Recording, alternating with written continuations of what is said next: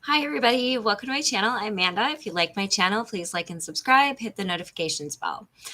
Um, Hi, everyone. I'm going to address some comments. Hi, Marco. Hi, Dean.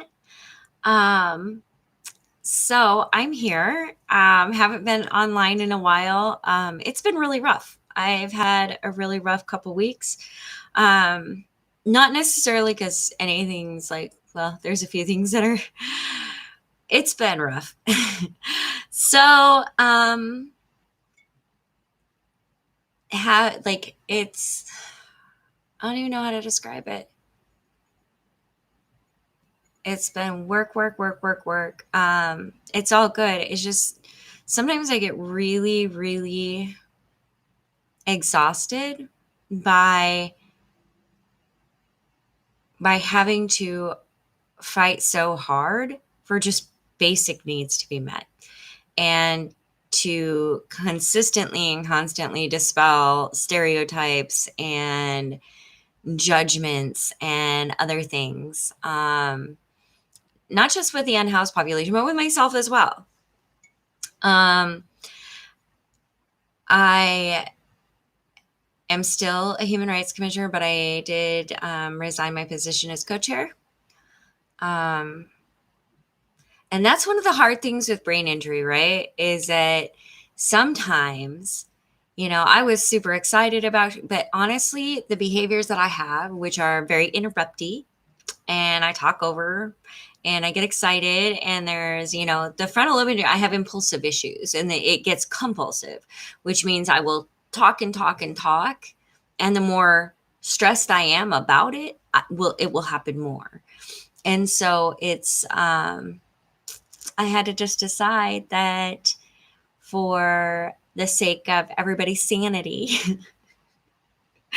that I could still fulfill my role just in the background a little more, right? Hi, Mama Mode. I'm glad to see you. Hi, Pasha. So, updates on the family. My one child is traveling Europe right now, which is super exciting. Hi, Noodle. How are you? My other child is in the grips of substance abuse disorder and mental illness, and experiencing being unhoused and in between rehab and mental hospitals, and trying to get the help that he needs. And it's been, really, really difficult. Also knowing that he has 3 children that, want not just me, that wants him to come back okay and come back to himself, but he has 3 children that are, waiting for him to be able to be okay. And the issue isn't as simple as somebody choosing. Sometimes it is beyond their mental ability or capability to choose. And that's where we're at right now. And when we talk about that in the broader scope, when we talk about, everybody having the right to choose when they get help, the problem being is that some people do not have the mental capability at that time to be okay. For example, using one of my experiences, is that I had for all of you that watch me, I'm bipolar too. And I ended up having a psychotic break due to, really high stress, bipolar, and brain injuries, significant brain injury before neuro rehab. And so I hadn't learned any self-regulation or anything like that. And I didn't know I just had a break. I was not in the position at that time to decide I needed help, right? I am screaming, I'm cursing, I'm flipping out, I am losing regulation of myself, falling to the ground. I broke both arms. I broke one completely, and then I fractured the other one, green stick. And I had to be put in a psychiatric ward for a while. And I needed to. It was important. I needed to get assistance from those who, unfortunately, a lot of times are on the fringes of the medical community and not necessarily qualified to treat different things. But I'm just going to say that that was a situation where absolutely I was not able to make that choice. And I see a lot of times where, especially around here, where people are, in the name of compassion, being allowed to hurt and die and degrade when there's treatment out there. And I don't think that's compassion. I think that that's taking the easy way out. And I think that's complacence. And I don't think that that's where we need to be. And that will feed right into my other subject about desensitization, right? Let's see. Oh, just comments. Einstein goes away, I go away. Hi, Amanda. I'm from Pete and Tracy. Hi, Pete and Tracy. Noodles, I'm doing good. Got to sleep in today after a crazy week. Right? I did too. I was so thrilled. As a matter of fact, like yesterday, I just got like my brain just could not, like, my cup overfloweth and I was exhausted. So at like it had to have been like 5:30 and I passed out until like 10:30, and then I went back to getting some things done and work until probably about midnight, and then I was like, oh, I should do a vlog, and I'm like, you're not doing it at midnight, like. So I waited till this morning. Hi, John Wick team. Hello from Paris. Hello from Seattle. Jesco, good evening from Hamburg. Hello from Seattle. And hello, oh my gosh, it's from the whole world, you guys. That's so lovely. Hello from England. Hey, Jay. We'll be praying for you and your family. Love from North Carolina. Oh, thank you. We're up. Good evening. Oh, hi, Mobeen from the UK. Mama mode, why not? We're up.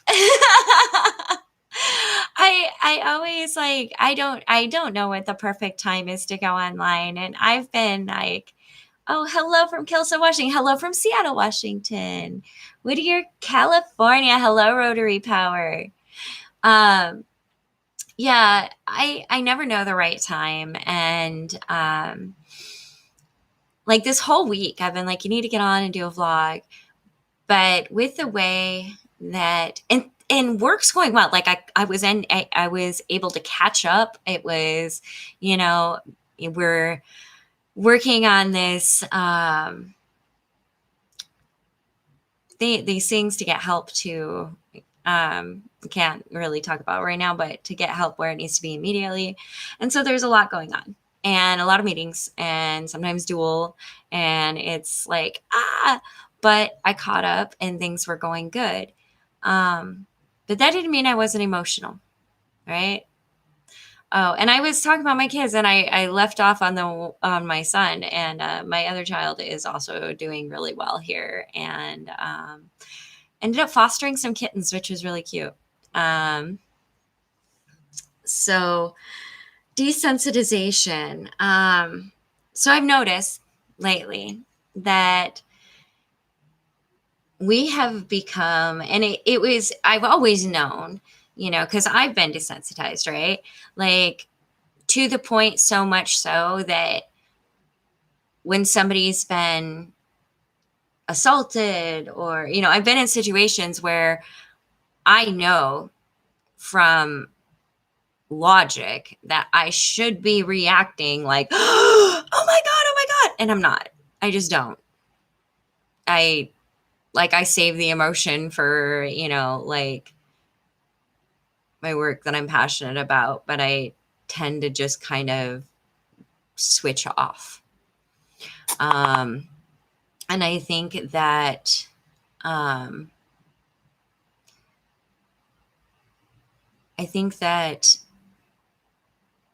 throughout my life, I have noticed, for example, okay, I'll use an example.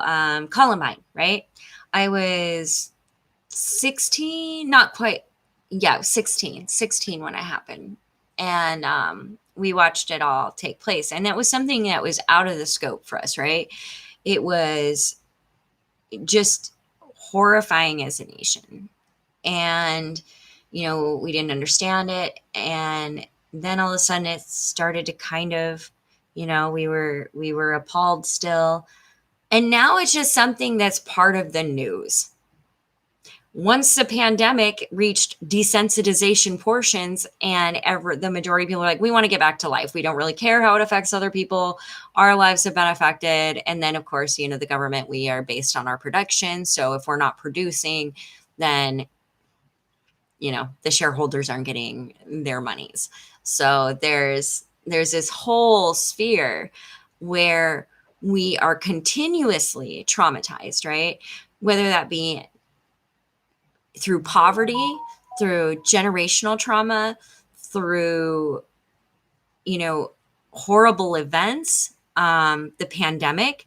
For example, we just had a state, Idaho, um, that went to crisis care. In other words, it's a universal DNR order. Do not resuscitate, because there's so little hospital beds that they can only help those that have a chance of survival without resuscitation. It's that big of a strain on our emergency services. Um, it's horrifying, but yet, people just want to be normal. And I think that's where, like, I really haven't had much of an issue with normal, because I'm not normal, and that's cool. I've accepted that. I have gone to therapy for that. I have worked on that, and that's totally okay to be not normal. But it also is not okay to think normal is hurting other people, or normal is thousands of deaths, in a week. These things are not normal. And so what happens is we start to see these things, and at first we have a big response. That's like our trauma response, right? And then all of a sudden it's like, you can't keep up that amount of emotion that is needed to address significantly the issues, because they happen so much, so frequently, and it is I don't think that there is anybody capable. Well, okay, scratch that. Scratch that whole sentence right there. I don't know enough people to know whether it's a thing or not, but I do know that within myself and my sphere, that we cannot keep that emergent feeling going 24/7. And there's always something happening 24/7. And in and that also, you get people who really only care about like a city or a region or their country. But in the end, we all live on this planet, every single one of us. Where you were born is luck. That is, you had no control over it. Like, so we need to get together just as human beings, right? And understand that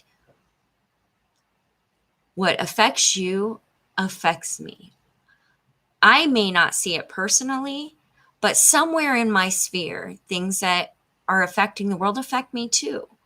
And so there is a ripple effect in everything that happens.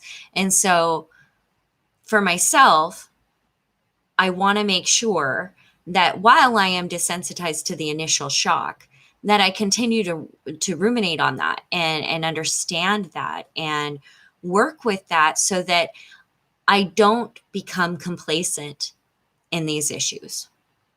That I don't become, even though I'm not having the strong emotional, like, I'll have a stronger emotional response by pancakes that turned out amazing.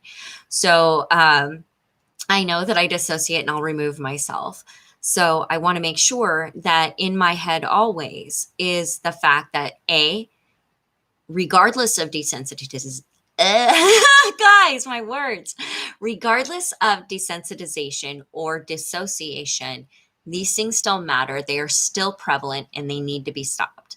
And we have to get to a point in the world where we understand the interconnectedness of each other and the way we operate in our world, and also the environment in which we live. It's very important to take care of our environment, because our environment supports us, right? We wouldn't be here without plant life and animal life. We wouldn't be here without bacteria, right? There's so many things that are interconnected. And I found that also in in during this pandemic is a lot of people thinking that, for example, my breath doesn't affect you. It does though, because what we know now versus what we knew back in the day is that we shed things. We shed skin cells, we shed hair, we shed breath, bacteria, virus. Those things are very real, and you can affect somebody else by doing that. So what you have to do is, as knowledge is gleaned, as we learn more about the ways that we impact the world around us, we need to take that in and really sit with that, because we are interconnected, and the things that we do, even breathe, affect the world around us, and they affect the people around us. And it's not just COVID. This is any number of TB. There's any number of these things. And so we really do impact, even the smallest, tiniest thing impacts the world around us. So I think that we need to not be desensitized to that. And we can't help the desensitization of emotion, that initial continual emergent trauma response, because if you're having that constantly, I'll tell you where that ends up. It ends up in PTSD. So as somebody who has complex PTSD, I know what it stems from. And so now it's just like flat dissociation if it gets to that level. I'm going to address some comments. Let's see. Thank you, Rhodey Repower. Mama Mode, perfect time is whenever it suits you. Anyone who misses, there's reruns and comments. That's true. That's so true. Noodles say, yep. Live chat is great. We all get to visit as able, right? I like that. That is one thing I really like about just going live. And it's always like this fight with me, because I don't think it's because I'm lazy, but I think it's because this is not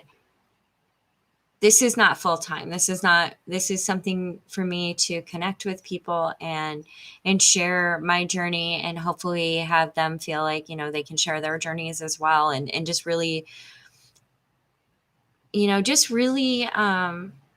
share my viewpoints, and hopefully that can help somebody. But in that, I am working very hard behind the scenes. And so most of the time I am in a sweatshirt with sweats, with my hair up and zero makeup on, looking like I've had way too much coffee and frazzled. So, in between meetings, it's very difficult for me to go do my hair and makeup and then sit down and then do a vlog. And like, even today, I was like, minimal makeup. I curled my hair earlier because I was like, just seeing how long it was and things, but it's getting over that. And because there's always, and I'm saying that there's a lot of well-meaning people and a lot of people who wish me well, but I do get quite a few comments of, well, do this with your vlog or do that with your vlog. And I'm like, I'm doing the best I can. I'm doing the best I can. Yes, I have backgrounds. I should have a background behind me. I have a ring light. I should have a ring light on my face. I have, I did get a better webcam, but I have a camera that I could use. For me, this is the way it is. And I would rather come on and really share. And so no, when I'm not coming on, a lot of times I'm battling that. I'm battling the fact that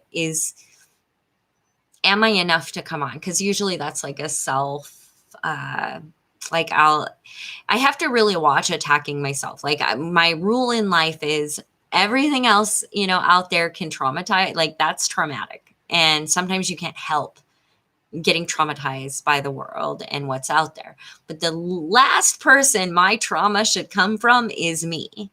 Like the very least. So I try to protect myself from like the self-doubt and things like that. But sometimes it does get really difficult, and and I have to sit with it for a while, and that sucks. And so I try to have like a part of me that protects and is like, hey, this is not okay.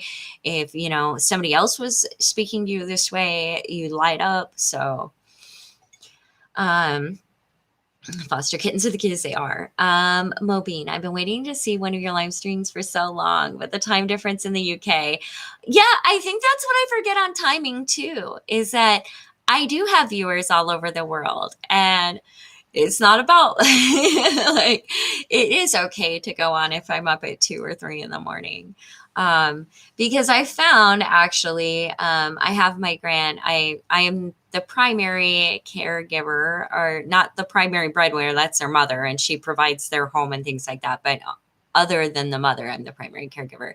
And so I have the grandbabies a lot during the week. And so I will, like it's almost like revenge bedtime. Like I will be like, I need a break. And so I'll take the night to do that. But that also means a lot of times I'm late on my meds, and it can, lack of sleep it affects me real hard. So it's been trying to honestly balance everything in a way that is fulfilling. Well, it's fulfilling. I would say balance things in a way that causes the least amount of stress or trauma. Um, Cynthia, blessings, wished for your fam. Thank you. My hair color looks great. Thank you. I did it the other day. I was feeling a little touch up. JPal, I think the news media has a lot to answer for in regards to desensitization. Our empathy tanks run dry because it's constant. Okay. I have something to say for that. I need to know what's going on in the world. I know I'm desensitized, but I need to know. And that's where that complacency lies, is it is constant because there is constant issues, and they can't even cover all the catastrophic issues going on in our world. Like literally the news can't be on enough to cover every single catastrophic issue, and they keep increasing all the time. And that's where I think generally people need to take a break, is know that it's out there, know that we can't be complacent, and that these things take action, and we need to help people through these events. But also taking a break from the news for a minute and recentering. For myself, I am constantly scanning, and not opinion based news. Okay. Like I do read opinion articles from time to time, but most of the time I'm looking for baseline information. And so if I see a news source, say it's ABC, CNN, MSNBC, I do not watch Fox at all. But if it's one of those and there's an opinion piece written, what I'll do is I'll open that and then I'll go to the original source. So if it's talking about a study, I will click it because there's always links in there, right? There's always like, you'll see the little links or whatever. You should always be able to find out wherever that news source is, where they got their information. There should be sources, and you should check them out, because before, they're just reporting. So it's our responsibility to do due diligence and follow up on that and look at the source and see if that's credible or not. Just basically when getting our information. And it takes work, and it takes, but to fight for human rights and environmental rights and fight to help others, we have to know what's going on. And that's one of the hard things, is like somebody asked me the other day, they were like, hey, we need the numbers of what it's going to take. And I was like, yeah, but the numbers they're high. They're real high. If we're going to avoid any kind of we're already at catastrophe level, disaster levels. You want the numbers on this? Like, just to stave off the next catastrophe? Because we got 25% of our renters population in Washington state. 25% of the population is worried about or risk an eviction. 25% of our population. That's a lot. So I was like, whew, all right, fine. I can have an opinion all day long about those numbers. I can have emotions about those numbers, but the numbers are the numbers, and that's just the way it is. And so, yeah, I'm constantly watching, and figuring out ways in which these things might be interconnected, and how the information from other things will help what I'm doing, and and how it all ties in and how I can do my best to support the benefit of us all. So, because that's my real goal, is to benefit where I can, to invest my time and energy into things that I believe are just. And so, yeah. Okay, that's my spiel on the news. um, let's see. Sorry about that. Let's see. Mama mode. I was in college when Columbine happened. It really knocked us all numb, students. Yeah, exactly. It was total, like, yeah, that was that traumatic response. Like, it was unbelievable, and now it's commonplace. And not that there isn't feelings and emotions with that, um, but it has become so commonplace that it's not even thought of as a risk anymore, and that's really horrific and sad to me. um, just blows my mind. Let's see. I'll call that word mess up English. Mom says she mixed her words. Right? That yep, I'll be like, my words aren't working today. I'm not wording. Totally not lazy. Thank you. The same blind side happened at 9/11. Yes, exactly. And then all of a sudden there was just, we see these crazy events like, domestic terrorism and things, and it becomes desensitizing. We hear about things happening in the world that are horrific, and it barely touches the radar, and it's not okay. And I think we need to work to not do that and to know what's going on and really reach out and to keep the momentum going of, we don't have to live in a constant state of knowing constantly that there are these events. We can change them and we can fix them, and nothing gets fixed by non-action, right? It takes action. So my ask of people is, and that's like my organization, my company. I'm a sole proprietor. Being is my trade name. And so I do consultation and other things related to human rights. And one of the things that, when I was really thinking about my logo was, what is my core belief? And that's true, and I always, like, even as a kid, that to be or not to be, it always stuck in my head. And I was like, it really, for me, means either sit back or take action, or to be is action, to not be is complacency. And so what my logo is choose being, choose action, because that's how I believe nothing gets solved by inaction. However, little note to that, there are actions that people don't think are viable and are absolutely viable. And for those of you that can only do social media activism and other activism, you matter, and those are still actions. These things, like calling your legislators, reaching out to those in need, educating oneself and each other, those are all action steps, and they are all viable, and they are all valid. So I just wanted to note that when I'm talking about action, I'm including a wide array of actions, and we're all needed. Let's see. That is you, coffee and frazzled. Yes, it is. And here's my coffee. And here's my warm, comfy blanket. And actually, one of my viewers made this for me, the Q family, and I just absolutely love it. It's just super soft. Even it's been washed a million times, and it's just like really super soft. So today is like sweatshirt, coffee, comfy blanket, like all the comfort items. Hi, Carol. Mom needs you to refill her coffee, right? Cup 2 for the day, but they're big cups. I'm not even going to go into how much coffee I drink, but it makes me feel better, and I'm just going to roll with it. Let's see. John Wick 2 Mr. Attracted. Jess. I act the same when I was small. I had nightmares because of the news. I try to avoid news overload. Otherwise, I get overwhelmed. Noodles. Hello, now you're back. John Wick team. Personally, I switched off the TV since 3 years. Okay. I like TV. Actually, it was really strange. I always have something usually playing in the background. It's another issue with vlogs is I have to turn everything off. And that's really hard on me is that silence.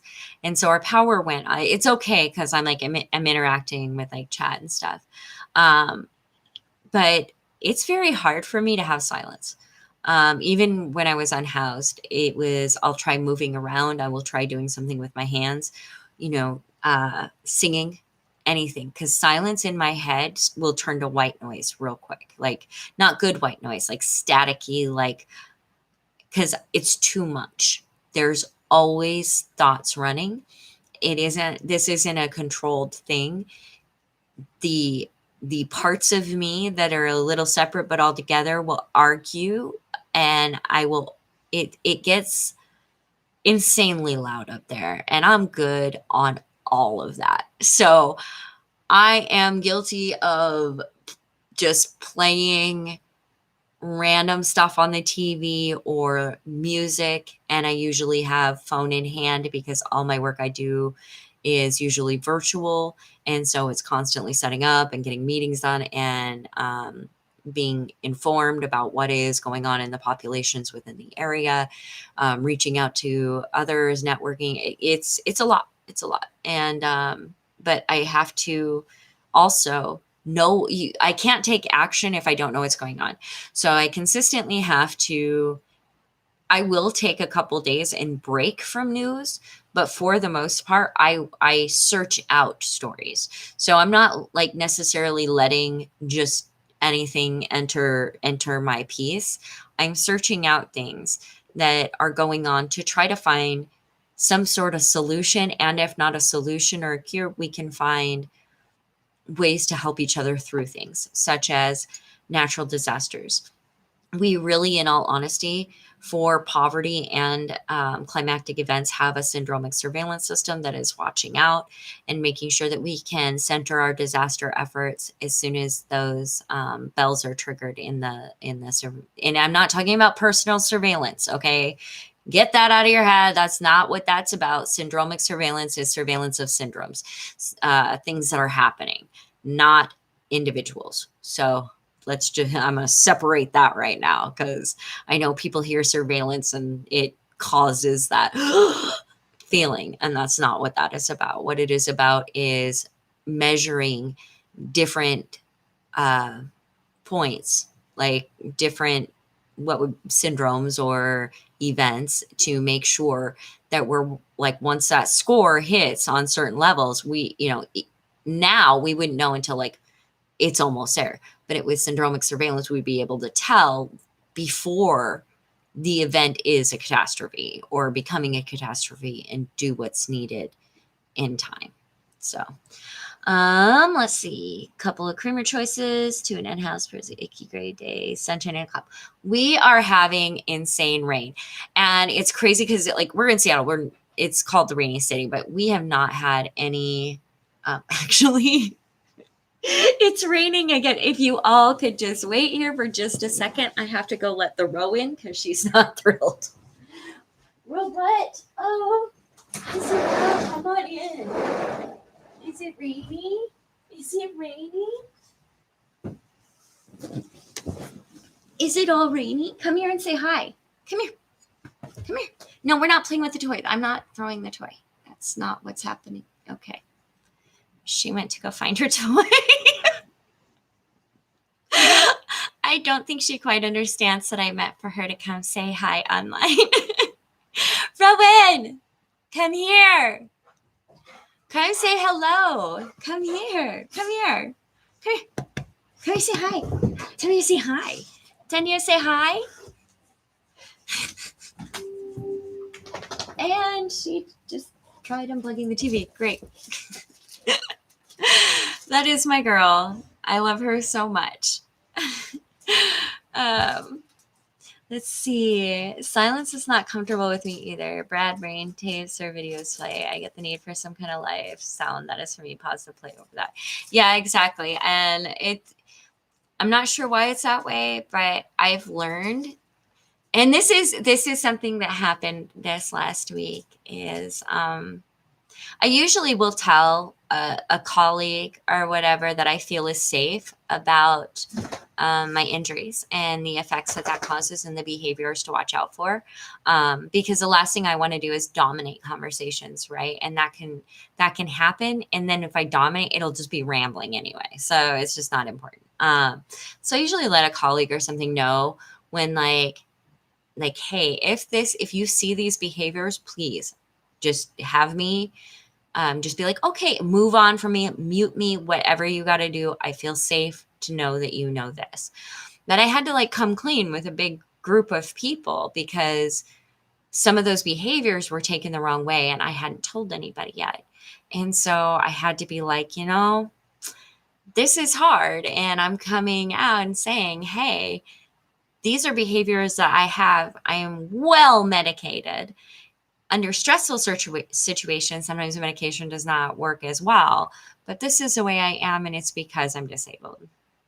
And it's hard to say. And I have to admit, I felt afterwards like I was kind of damaged. And I have to remember that by doing that, by doing those things and making it okay for us to tell each other that these things are going on, I feel that hopefully I can give somebody else the strength to do the same.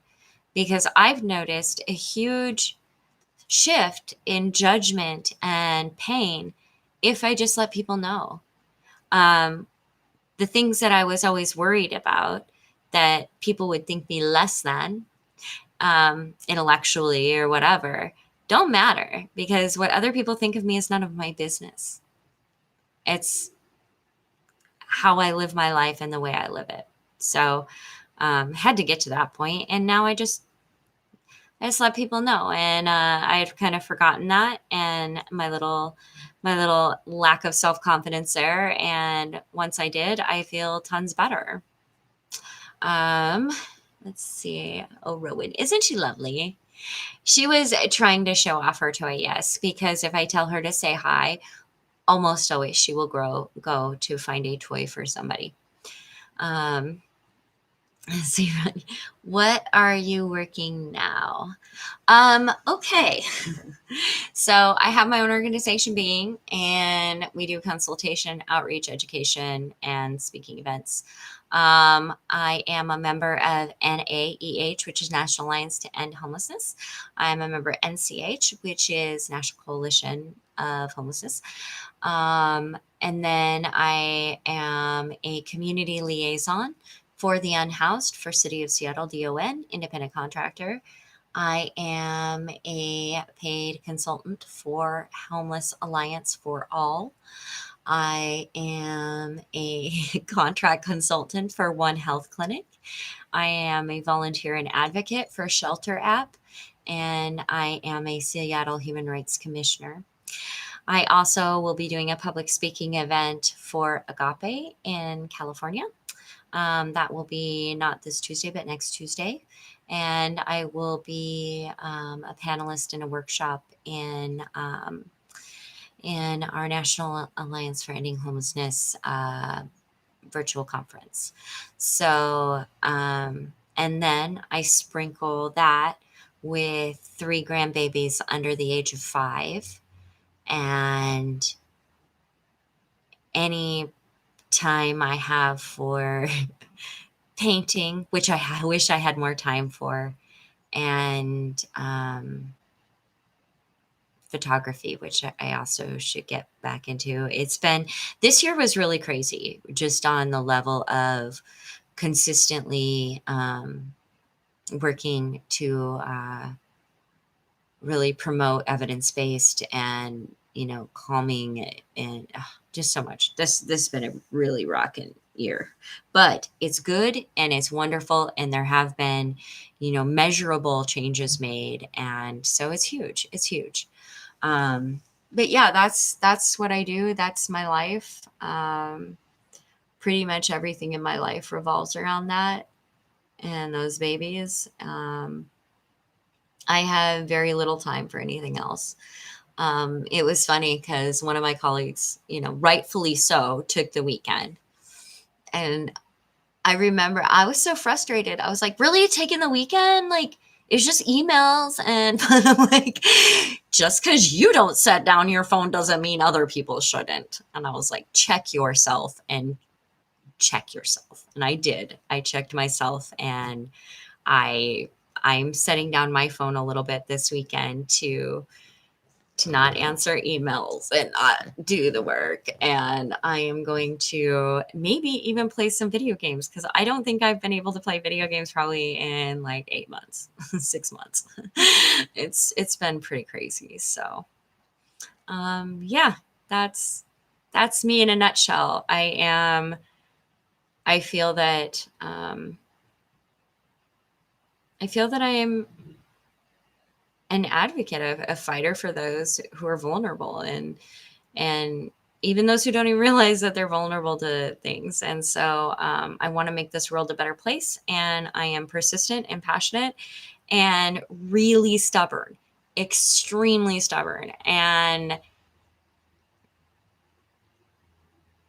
I've been told so many times, you can't change the world. And it's like, have you even tried? Like, people say that all the time, but I see the people saying that who aren't really trying. So I'm going to give it my best shot. Who knows? It could be all for nothing, but at least I'll change some things for the good, right? It's worth working it. Patrick, hi from Michigan. I found that so many people have been enthralled with what appears on social media, conspiracy theories, political base, blah, blah, blah, is diminished mental health. I agree. And part of the issue with that is that when things are upsetting and things are in flux and changing, humans as a species don't really do great with change, and especially change that is on the scale of what we're seeing. And so I think that we find reasons to be okay. And when you are searching for that specialized knowledge that'll make you think that it's okay, in that comes, I would say, a risk to being hit in the ego and believe that somehow we are privy to specialized knowledge that we don't have. And again, that leads into misinformation, conspiracy theories. I have literally watched through this pandemic as people with a wide array of positions have equated themselves to researchers that have spent their entire lives doing the research and writing the reports, and it blows my mind. So I think that there is a lack of being able to critically think, and I think that really needs to be worked on, especially in our schools. Critical thinking skills, learning about cognitive biases, learning about logical fallacies.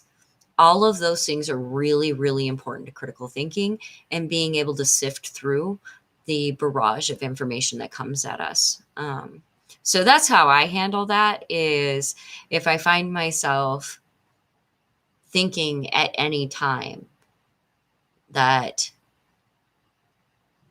my viewpoint or my research equates to somebody who's done it their entire lives, I check myself and I start learning about what bias caused it, because we all have cognitive biases. Let's see. Mama mode, and all your caring for and fighting for those who don't have a voice or strength themselves. Remember to care for you. Yeah, I took a shower this week. It was grand. I I get what you're saying. It's really hard to remember because I get so wrapped up that I won't even notice, like, until I'm like dizzy and not feeling well, that I'm hungry. I get hyper fixated, hyper focused. And I think I went 4 days without a shower. And finally I was like, I told myself, you're gross. Please, for the love of God, go wash yourself. And I did. But it was a fight, and it shouldn't be a fight, but it is a fight sometimes. But I am doing my best on that.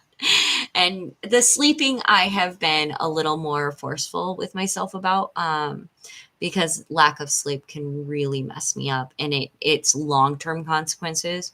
So if I miss, like, say I only get like 4 or 5 hours of sleep, for me, that deficit can easily go into a 12-hour deficit that I'm going to need at some point to make up for, to be able to feel better again. And so I really kind of watch that. The rest of the stuff, water. Here's my solution to getting enough water, because I drink an inordinate amount of coffee. I drink way too much coffee. It's a lot. It keeps me feeling good and better. And yeah.